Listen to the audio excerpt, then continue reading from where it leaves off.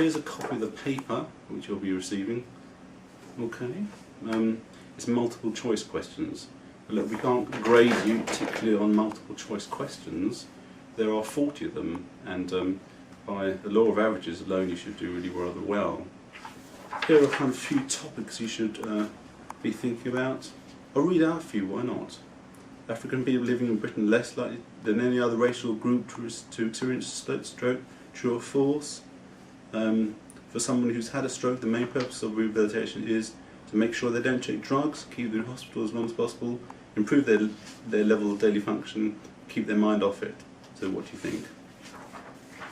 Smoking 20 cigarettes a day increases the risk of stroke by 2 times, 4 times, 6 times or 8 times. Okay, that's quite a good one for you to just check out. Because that's actually, you've got to know it rather than just guess it. Yeah.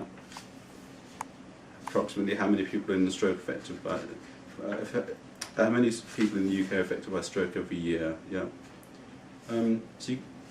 What this is saying is this is really about the care pathway too. Okay. Also about prevention. If you or someone else experiences any stroke symptoms, what should you do first?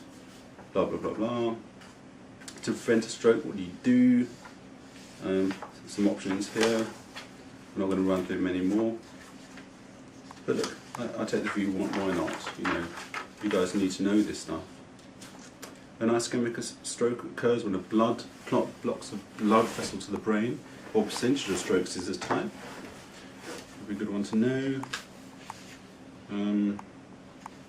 Chances for relatively successful rehabilitations in terms of regaining motor movement depend on all of these factors except for one, which is it, blah blah blah. So I know that. Okay, now on to the second part of the questions.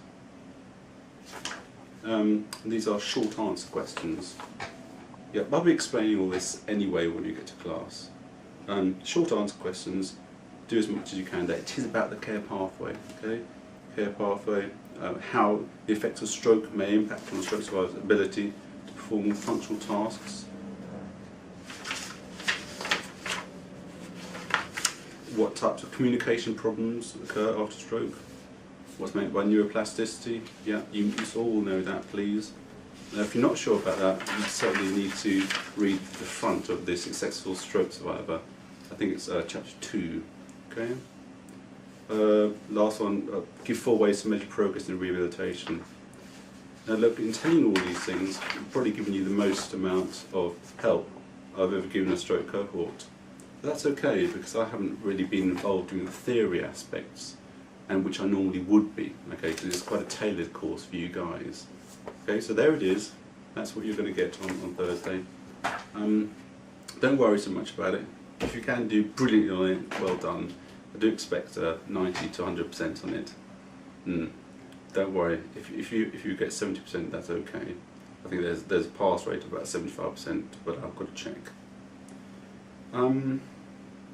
I shall see you all on Thursday, and don't really have much more to say to you, except the case study. Don't worry too much about the case study. I'll tell you much more about that when we meet. The very best of luck. I think the best thing to do now is to do some Googling with that Google sheet I sent you via Adrian. And if some of you haven't got that, tell me ASAP. Just type in stroke, stroke prevention, rehabilitation from stroke, stroke treatment, Saberflex, functional work, neuroplasticity, blah blah, all these keywords, yeah? All these keywords you should have come across. So just do your very best with that. Nobody's expecting miracles. What we are expecting is that you've taken the time to get to know about stroke and the stroke care pathway in particular. Okay, so the very best of luck, and I'll see you on Thursday. Okay, good stuff.